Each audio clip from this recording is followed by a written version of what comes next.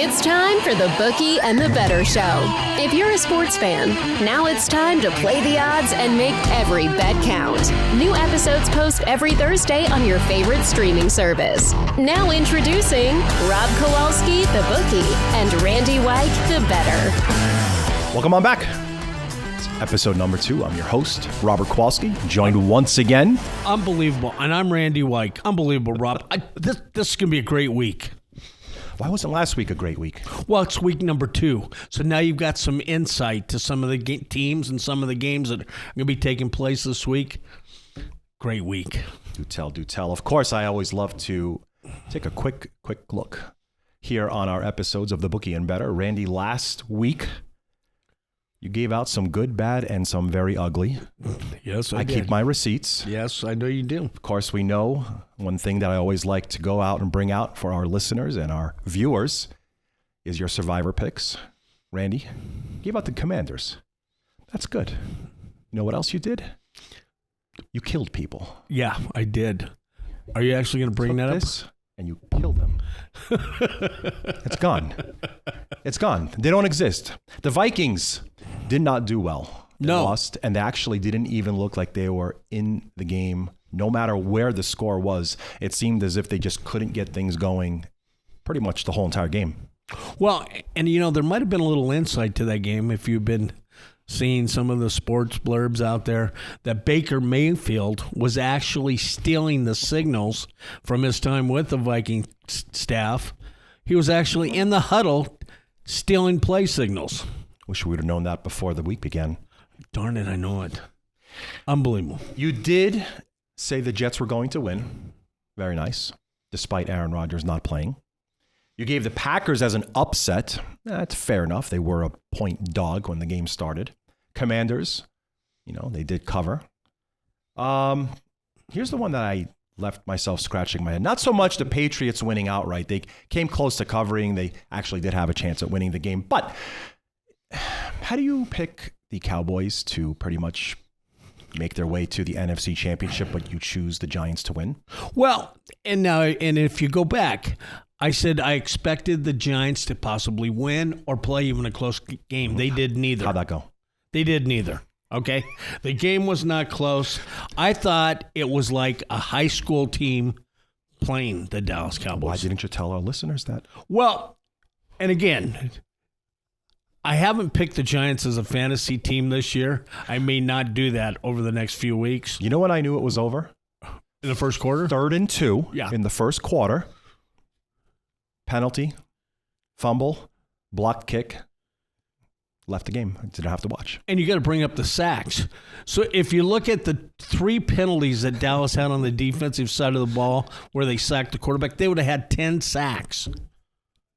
I really, really don't want to talk about that game anymore. Just as a fan of this franchise, they are going to win this week. I'm just going to let you know that right now. Well, and if I'm Daniel Jones, Barkley's getting the ball 35 times.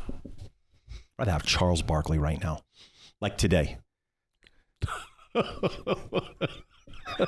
Well, he would be throwing some adjectives and verbs in there. I'm not doing that. So, look, there's a very healthy slate of games, right? What I am actually very happy about is really a full episode like I typically like to do here. We're going to have a great guest. Coach Vai is going to be here with us shortly. Can't wait to talk to him about what's happened in the offseason, and obviously we're already up to game number 3. We'll take a look and see exactly what went wrong.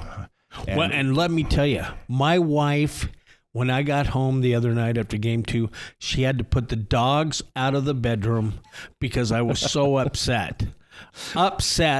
Which, again, a young team, you're going to have these mistakes, but the dogs are not in a safe place when I get home after a whoop-back loss. Just going to go ahead and let that breathe for just a hot minute. Randy, look, week number 2 is going to be upon us. I'm sure that you've already done your homework. There's going to be plenty of great games that are coming up. Of course, the Sunday night game, something I definitely want to take a look at. 2 Monday night games this coming week. So what I really like to take a look at is, once again, some of these games from a injury perspective. That's something I always love to focus on, and what's happened in week number 1. how they got healthier, maybe they got worse, and how that's going to affect the line. Randy, it wasn't too long ago that you said not one player is going to really matter as much, but Kelce did matter. We'll see exactly how many other players make a difference in this week by their absence off the playing field. And it's funny you say that because I was just talking yesterday about this. If you look at what happened, and obviously Kelce made a difference, but the impact of not having Chris Jones, and you see they got that deal done this week. Mm-hmm. They had no pass rush. And so obviously losing somebody with the talent of a Kelce is important, of course, but not having Chris Jones to put some pressure on changed that whole defensive effort from the Chiefs, at least in week one. Sometimes it really is the players on the interior that really might not get as much of the ballyhoo as some of those on the outside. And so you're absolutely right. That definitely factored in that game. Would have made a big difference, I think. And you go in, and I'm sure you're going to talk about it a little bit. Week number 2, I cannot believe the number of injuries or players that are questionable. This whole week could be I can't remember going into week 2 where you've got so many players banged up. All this and definitely an awful lot more. I'm going to go ahead and give you a couple of rapid-fire picks, of course, to end up our show, and we'll take a look and see exactly how we break down the entirety of this card. But hang on just a little bit. We're going to have Coach Vai on with us in just a short minute. Thanks so much. You still got sophomores and juniors. You got freshmen in there, obviously, with the transfers. What does this team need to do to get better? Just go to the fundamentals that we've been doing all summer, spring ball, and the fundamentals, and then the trust. You know what I mean? Like you said, we got a lot of new players in, and new players in like serious positions, that are very important, and they got to be able to trust the other guys that have been here, and the guys that have been here got to be able to trust the new guys that have come on. It's different in practice. Practice is cool, but then when you get to the game and stuff starts to, it's a different trust level. It's all right. It went bad that series, but you still got to trust that it's going to go right the next series, and everybody still do what they're supposed to do. They're 1/11th on that play. I think, and I was talking to Coach. I'm like, Coach, we're like one play away, one block away from like really. And he's like, why are you? I'm like, I know it sounds crazy. It sounds crazy, but I promise, like we're right there. It's just a couple plays here and there that we score a touchdown. You don't know, the momentum changes, and it just hasn't happened for us yet. But I think the boys are grinding towards that. When you look at college football right now, obviously the transfer portal has changed the whole spectrum of college football. And quote me here if I'm wrong, Nevada has 25 transfers. Is that the right number? Yep.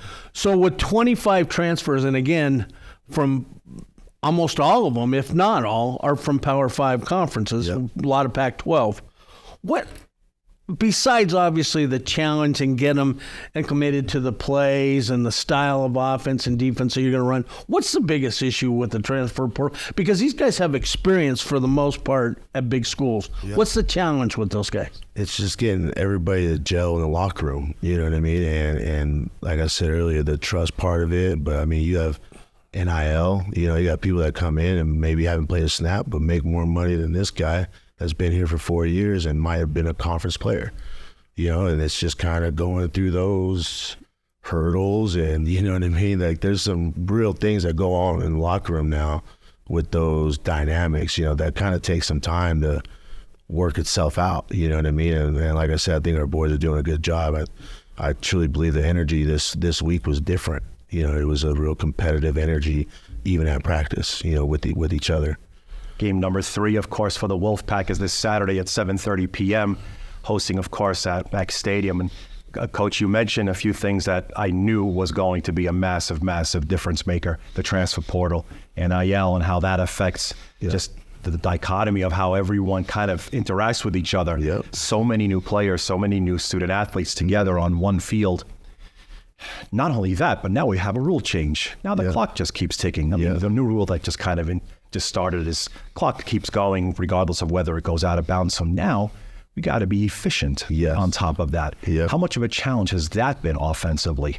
Offensively, it hasn't been too much of a problem for us, but we try to play a tempo game, and then we'll try to slow it down with different calls. Coach Sage does a good job of just managing the time and trying to stay on the field. So it hasn't showed itself too much to us, but there has been some situations where you're like, man, that we might have got a couple more plays. You know what I mean? Right. If it was back to the old rule, but again, it's just adjusting, and the great ones do. And looking at this week, and again talking about obviously another Power 5 school, Kansas, played very well last year. Mm-hmm. Now they got the bowl mentality. They know they can go to a bowl. What are the biggest concerns going in against this team this week when you look at where we were the first 2 weeks and going into Game 3? Obviously, like you said, a Power 5 opponent. So a lot of talent all over the field. I think our biggest thing for us is to concentrate on us. You know what I mean, and doing the things that we do. And trying to. Sometimes it looks good during the week, but then we get to Saturday, and sometimes they just do opposite stuff. So it's trying to hone in on the guys. Whatever we did on Tuesday, Wednesday, Thursday, just because it's Saturday and there's a bunch of people in the stands and you're playing, let's keep doing that. You know what I mean? Right. Like I said, right. It's the trust, and me as a coach, I got to be able to trust the player I put on the field is going to do that. And he's got to trust that the O-lineman is going to make their block. And the quarterback's got to trust that the wide receiver's going to run that route and he can throw it out, So I think our biggest challenge and our biggest really goal and what we wanted to come at is, did we do what we do, and did everybody do their job? When you look at the game film this week, obviously, of what they've done, what do they do well, and what do you think they're going to try to exploit on both sides of the ball? They run. They are a hustling team. I'm talking, even like you'll see clips on tape where there was no chance this guy was going to run him down, but he was running like he was going to run him down, and he chased him all the way to the end zone. But they're a well-coached team. They're disciplined, right? They're supposed to be somewhere. They're there, and they hustle. Like they run. They're effort guys, and that's how we've been practicing too. So it's a great challenge for us, and I think our players are excited for it. And now they're huge across the blocks, right? Yes, they're big boys. Yeah, like 6'5". Any changes there? Without revealing the game plan, obviously try to slow or speed them up, right? Take advantage of the altitude, right? I don't know what it is out there, but I know it's a big change. And then I just seen something, for their time, it's 9:30 p.m. kickoff, if we were playing back. So just trying to take advantage of all those things, and speed up the tempo, get them big boys running sideline to sideline, breathing hard, and then taking advantage in the second half, because that's usually, even when I was a player here, that's where the home field advantage really kicks in. So that, now, he's just giving me some insight. He can't tell me this. I'm going to bet my wife in the house on Nevada to cover that spread. That altitude's going to be a problem. Hey, I know you didn't say anything, Coach. Family show, Randy. I know this is a tough question, Vi, and because I know you cry blue too. When you look at this team at 0-2, and again looking at film and obviously on the practice field, and I know it's tough for the kids to understand this, but what do you see that's promising from a team that's 0-2 where you think we do have room to grow and obviously compete still for the Mountain West crown? We have talent. Just going back to the opening drive against USC, number 16, you go march the ball down there and score a rushing touchdown with an explosive play. You ran the ball. We have talent, right? You go back to this last game, again, it literally, you drive all the way down there, a couple plays here and there, we should have been in there, to open up the game with a touchdown. I think the biggest thing is you see the talent, and they're trying. They are playing as hard as they can, right? But it's just, we all got to put it together just on one time. You know, it takes all 11, you know, especially for us, right, with everybody being new. And right now it's just one person's off, and it's like, almost had a good play if that one guy just, and you know, sometimes we watch tape and it's like, man, how'd they get that play? And they had 3 guys mess up, you know, but it's just, you know, we just keep plugging along. But I think the biggest, I mean, we got some talent out there, but it's just getting them all on the same page on that same play. You know, that's exactly and just one quick thing that I noticed, and again, I've coached high school and Pop Warner, not to the level where you guys are at, but as a fan, obviously these first couple games, everything was kind of vanilla. I didn't see a lot of different schemes going on.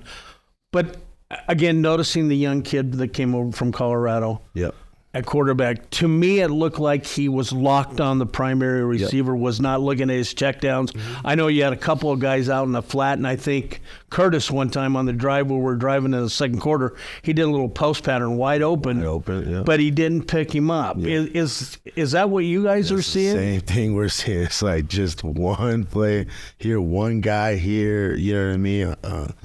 You know, and you know, one of them was on that first drive was my guy. Sean Dollars went the wrong way on one of them runs where quarterback ends up rolling out, and then he gets hit, and he has to come out the game. And like, but if he went the right way, he'd have walked in for a touchdown, just like he did versus USC. You know, so same exact thing we're seeing. You know, just getting those guys on the same page, and right, and again, the transport, they quarterback's trying to pick their favorite guy, you know, they just got to get used to it. No, you don't have another year of eligibility? No. I just wanted to check. I wish I did. I would have strapped up. I was strapped up last week and it's back going.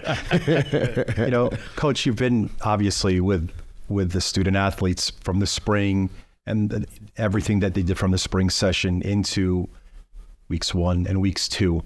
For everyone that sits in the stands and watches from TV, you're seeing them gelling together as much as they can from all the practices that they put in.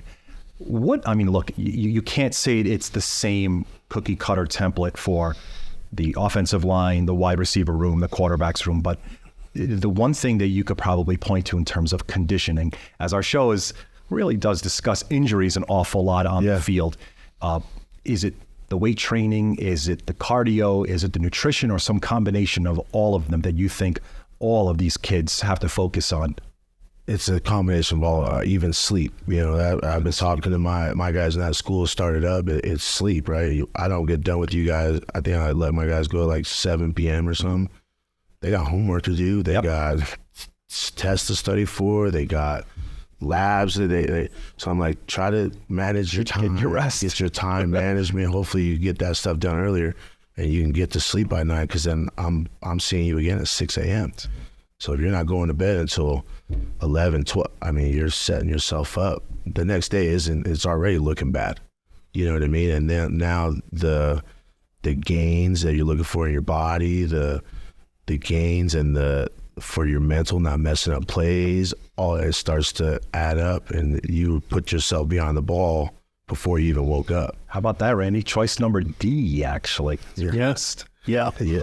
They're college kids. Do they get rest? Well, exactly. Oh, okay. I remember when I had to take the horse and buggy to college, there wasn't a lot of rest. Randy, any final thoughts for Coach? Well, back to the NIL just real quick, Coach. And I know it's tough on you guys.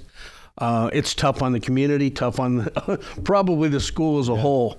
With the NIL this year and where you guys went with, obviously, the FBS transfers, what has the NIL done as far as to the university or for the university to put some impact, good or bad, this year where you're trying to be more competitive with these Power 5 schools? And I think our community has done a great job. I mean, I've just seen a lot of commercials. I was watching TV, I've seen a commercial, help out the PAC athletes with that. I mean, I think for us, I think it's helped. You know what I mean? And I think, this is a great community. It's a great city.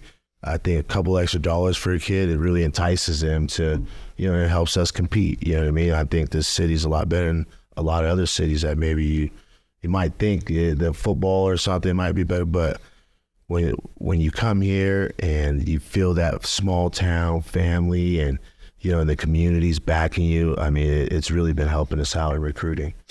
And just to end on a final note, Mountain West Conference. Yeah.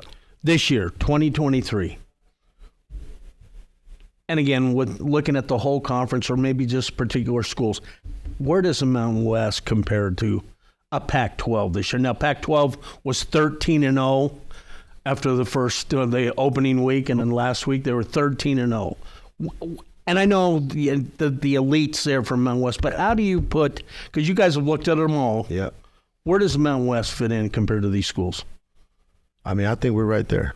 I know it seems like a down year with it right now, but I think we all picked up heavy schedule. I think San Jose played SC. You know what I mean? Everybody's playing heavy schedules, and I think that's where we've kind of gotten better throughout the years. So I think we're right there. Well, I'm telling you, ladies and gentlemen, you've got to go out this week. You got a big school coming in Kansas. Yep. Support the silver and blue. Yep. Again, you talk about the great community.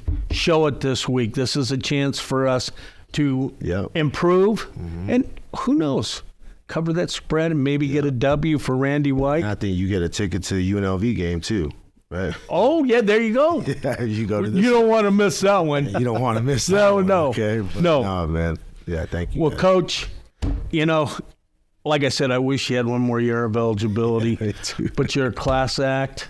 And like I said, when you play for the great CA, and you can say, I did it with the little guy, you are the man.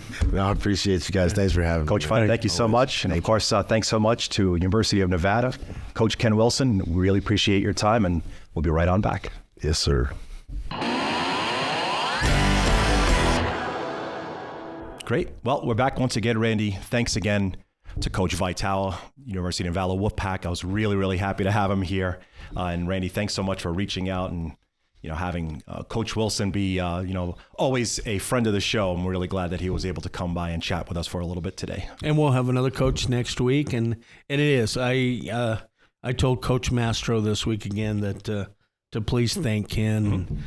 For letting us take their time. I know, and it's true. It's not only the time that they spend here. They got to come out and actually commute and all that. So thank you very much, Randy.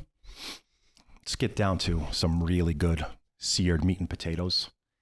Let's take a look at some of these injuries that happened here. Right, and again, love to talk about just where one player might make or break a team. We'll get to all of these, but first off, obviously, it's not going to be an episode unless we talk about Aaron Rodgers. What more can you say? Yay Jets, you won the game in overtime against Buffalo, but he's gone. It's Zach Wilson time. I guess the question really is, I think we touched on it just for a hot minute, artificial turf versus natural grass. I have a feeling, again, definitely not a doctor. I'm not any kind of expert in sports medicine, but I have a feeling that the injury data might actually show higher ACL tear rates, not so much Achilles. That injury just looked like a really freaky injury that just doesn't make sense unless you just chalk it up to just bad Jets karma again. Well, and I know we talked about this last year. He's 39. And unfortunately, a lot of these guys, with the exception of Brady, even Brady was banged up during his career at the end of his career. But he's 39. Yeah. And the body isn't the same. Tell that to Austin Eckler, Chargers running back who looked fantastic for the entirety of the game up until they got involved in a massive shootout at the OK Corral hosting the Miami Dolphins. It seemed to be the last team on the field was going to be the one that's going to win it. That's exactly what happened, obviously. To me, I think if we look at what happened with Eckler, it looks like he had the best case scenario, maybe a low ankle sprain. Data probably says that most running backs play, but I'm probably expecting an awful lot more touches here for Josh Kelly as they go into Tennessee. Of course, the Titans are looking for their first victory as well. Someone's going to come out with a win here, Randy. How do you think that'll play out without Eckler? Well, and again, I think, Justin Herbert didn't have a great game last week. No question about it. And again, that offensive line, to have the Dolphins put as much pressure on, and then, like you say, the running game hasn't been great, but Eckler gets the job done. So it'll be interesting to see. I have not seen a confirmation of how long they think he's out. Nope. Or if it is high ankle or low ankle. Have they really confirmed low ankle? Nope, not yet. So, and again, when you take the road in the NFL, especially with some injuries, you got to question, what are they going to do? What can you expect from the Chargers this week? And again, you're playing a Titan team that didn't really play well last week either. No, yeah, obviously both of them are going to want to pick up their first win of the year. Titans currently a 3-point dog at home, so something we'll circle back to in just a bit. A couple more injuries of note. Obviously, we talked last week about Kansas City Chiefs tight end Travis Kelce. Data probably favors him playing in week number 2. But a low performance impact. It's probably likely that if he does play, maybe as a shadow, I don't know if he's going to be really a number 1 target, but obviously you can't simply ignore him, Randy. You won't be able to double team the wideouts because you're going to have to save that double team for him, exactly. Even if he is 75%. Even if he is 75%. So great point there with Kelce. And then, of course, Aaron Jones, Green Bay did, quite the number in Jordan Love's first game. They looked really, really fantastic against a Chicago team that I expected more out of. Obviously, we closed the game almost close to pick, but man, that really looked like a one-sided game. Jones, obviously, he definitely needs an awful lot more monitoring. Didn't look too good as he came off the field. Probably leans towards playing week number 2. I don't think we're going to see many touches from him from that perspective, though. Obviously, depth already a factor here, Randy, in week number 2. Again, as I mentioned, I cannot believe the number of injuries I looked at this morning across the board going into week 2. And I didn't have a chance to look last year or prior years going into week 2, the total number of injuries or questionable players going into the second game. So before we get into the games that jumped out the most for you, I can just take a look over at the board here at the Book of Baldini's and see just some of the games that everyone's been talking about, some of the games that have been bet most so far, all the way through from when we started to open them up on Monday to the point that we're here chatting about it. Obviously, Randy, Kansas City and Jacksonville, this game is being played in the Jacksonville, Florida. Jaguars catching points, 3.5 to be, as a matter of fact, with a total 51. We talked about Kelce. We saw Jacksonville do what they needed to do to pick up a good victory against the Indianapolis Colts. Probably was expected. How do you see this game going? Well, now you're going to have Chris Jones playing. Yep. So on the defensive side of the ball, where I thought Kansas City wasn't very good last week, they're going to see improvement because, again, he's going to get some double teams. Mm-hmm. So Jacksonville seems to give the Chiefs fits. You go back to the playoff game last year. This is going to be a great football game. And to give the Jaguars 3 at home with a questionable Kansas City team. Yes. And again, it's whether the mental psyche with Patrick Mahomes, too. He had a terrible game last week. And again, his passes were off. I know he was rushing the ball a little bit. And he could hear footsteps coming from that right side. So Jacksonville at home, this is going to be a very tough game for Kansas City. I completely agree with you. I actually was waiting to see what was going to be lean, and you gave it to me right there at the very end on the dog. Very difficult for really anyone to not want to consider taking a home dog, especially a team that's preseason was picked to win the division and far more than that. All right, a couple more here. Obviously, Sunday Night Football. Dolphins at the New England Patriots. Randy, obviously the Patriots looking like they have a defensive front four at the very least that looks as good as they've had in many, many years. That being said, Belichick and the crew catching 3 points, total 46.5. Mm-hmm. Miami Dolphins kind of look like they have a cheat code on offense, Randy. And you look at this line. Now, obviously you guys on the bookie side, you had the Patriots that technically was one play away from possibly winning that game. Mm-hmm. Had the guy not stepped out of, only had 1 foot in bounds, they might have won that game. True. Now you look at a Dolphins team that just went up and down the field. Great game last week. This game's only 2.5. It's almost like we dare you to take the Dolphins. Is that what you're thinking in your mind? You like that, right? You really like you've been like doubling down on the whole trap thing. I have. The trap thing at 2.5 with this Dolphins team that can light up the world. Yes. And Correct. I know they're going into Belichick land. Yes. I smell trap here. So, Patriots? I'm taking the Patriots. I'm just going to get right to it now, Randy. Okay. Last week, went 1-1. I'm asking you to come up with 2 teams this week. Once again, because it's what this show's about. Yes. Always want to give an A and a B. Who's surviving this week? Who's winning without any question? And I know if I had listened to Rob more often, when you get into the survivor pool, you don't want to take your 2 best teams early in the year because you can't use them again. However, with that being said, going for it. With that being said, I'm really going on a limb here, okay? And I know this is going to come back and haunt me. But Josh Allen had 4 turnovers himself last week. Yes. I think it was brought to my attention this morning that Josh Allen completed more passes to the New York Jets than Aaron Rodgers did to the New York Jets. Yes. Okay. That will not happen again in week 2. Jimmy G, I think, is going to have a long afternoon, and I think Josh Allen throws for 380. Bills win. I don't like to take the Bills this early in the year, but I have to because they're on rebound land. And you lost in week 1. Well, yeah, and like I said, this is a rebound game in Orchard Park. Buffalo Bills, very good. And by the way, this game opened almost 10. Actually, 9.5 was as high as it got. Got bet down a little, 8.5. Still, I would probably think that could they lose 2 this early? No. If they do, I'm not coming on the air next week because, again, I'm taking one of the top teams in the NFL early in the season for the Survivor Pool. I can't believe I just said that. Who's flipping over to the B side? What's your second selection here, Randy? Well, and again, I hate to do this in week 2. 2 of the best teams in the NFL. But I've got to go with the team that I am predicting to win it all, the Dallas Cowboys, as my second pick this week. And it's tough to give the 2 best teams maybe in the league. Dallas Cowboys, a 9-point favorite at the Bookie Baldini's, hosting the New York Jets. One would think that probably take care of business, beating the Giants by many.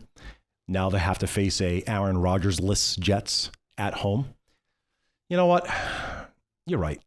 If you don't go 2-0, yeah, I don't think I'm going to even allow you here. I'm not going to come on the air next week. Now, I'm going to cry come week 3 and 4 and 5 and That's so right. on. Oh, yes, you will. Because I won't have those teams. Feel pain. Yes, I won't have those teams. So I'm already starting to get a cramp. For the record, Buffalo Bills, Dallas Cowboys. All right. How about from a point spread perspective, Randy? I know, obviously, you can't resist taking a good dog here or there.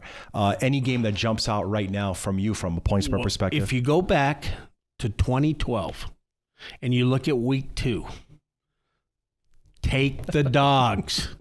Take the dogs. And if you look at the standpoint of take the dogs that are playing at home. So I'm really on a limb here this week, but I like the Texans getting 1.5 at the latest odds that I had noticed. The Carolina Panthers, believe it or not, who play the Saints. Right. I think 1 or 2 Monday night games. Mm-hmm. And I'm going with Tomlin and the Pittsburgh Steelers this week. They played horrible last week against the 49ers. And Pickens and Pickett didn't have a good day. I think this week's a little different. And then the game that I'm having, the game of the week, my underdog play of the whole week is the Cincinnati Bengals against the Ravens. I can't fault, again, anytime anyone wants to go and back a dog, I will never, ever say that that's a bad judgment call. I happen to just love every single time that you go out and find yourself a good spot, especially on Monday night, you find yourself a Carolina team. Look, they didn't look good, right? They didn't perform to expectations. Even I wouldn't say they're as super high as some might think. However, catching 3 at home to the Saints makes sense to me. The later Monday night game, of course, on the dock, 2.5 points is what you'd be catching from the Cleveland Browns. Browns looked really, really good against another team that you like bouncing back. I see what you're doing here, Randy. So you're taking Pittsburgh, catching points again. Looked really, really flat. I don't know if they just got kicked in the teeth in the opening bell, which kind of is what it looked like against San Francisco before you could even blink. San Francisco just kept lighting up the scoreboard. Every time I look up, it's like, okay, well, they're still the leaders. In week one, most points scored, and away it went. So I would think that Pittsburgh just said, all right, we're not winning this. Let's not get hurt. Pickett had so many bad memories that Sunday night he had a Bosa steak. Talk to me about the Bengals. The Bengals, again, did not play well last week against Cincinnati. They're at home. I think Burrow's going to want to come out. And again, this is a team, remember, that started 0-2 last year. So it's not like you didn't see this team perform maybe not well at the start of the season. Right. But this is a big game. The Ravens are right up there right now, and some people have them winning it all. So this is a challenge that they're going to be up to. And I haven't looked at the weather forecast if they're going to get rain back there, but Burrow will have a better game. Yeah, Watch out for Jamar Chase. Early division game, you're absolutely right. Bengals, a 3-point favorite up against Baltimore. And look, Baltimore Ravens did what they had to. They really didn't play much of an opponent in Houston, but they conquered what they had in front of them, picked up the points that they needed, end up covering. Actually just missed. Houston just missed the cover towards the very, very end. Baltimore lost J.K. Dobbins. At this point, I think they'd rather have J.K. Rowling running for them. Well, and it's going to be interesting. You talk about that again. You're going to have to run the ball against Cincinnati. Of course. So Edwards, you would expect him to see the ball down at the goal line. Who's going to get him from the 20 to the 20? Yeah, Lamar Jackson. There you go. But he won't be able to do that many times, or he won't be in the game very long. Randy, you are doing it. You're pushing all in as hard as you can with the largest pieces of chalk you could pull out of your pocket for the Survivor pool. However, I like what you did. You gave me a little yin and the yang. You gave me some dogs there at the very end. And if my wife will give me a lot of money this week to bet, we'll see how I do. We'll just have to wait and see. Thanks so much again for joining us. That was episode number 2 of the Bookie and The Bettor Show.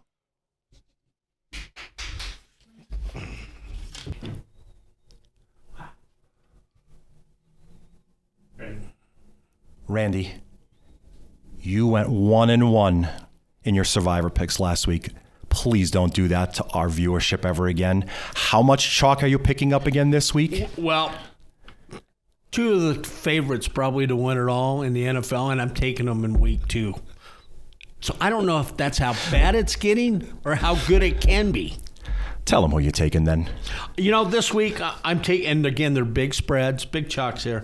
I'm going with the Buffalo Bills. Josh Allen's got redemption because, again, he completed more passes to New York Jet players than Aaron Rodgers completed to New York Jet players. And I'm taking the Dallas Cowboys, who could have had 15 sacks last week against the Giants. The defense is nasty. Hope you have a lot of picks left over after week 2. I'm worried about that, but I'm really going to do some insight after this week's games. Thank you for listening to the Bookie and the Bettor Show. New episodes post every Thursday on your favorite streaming service.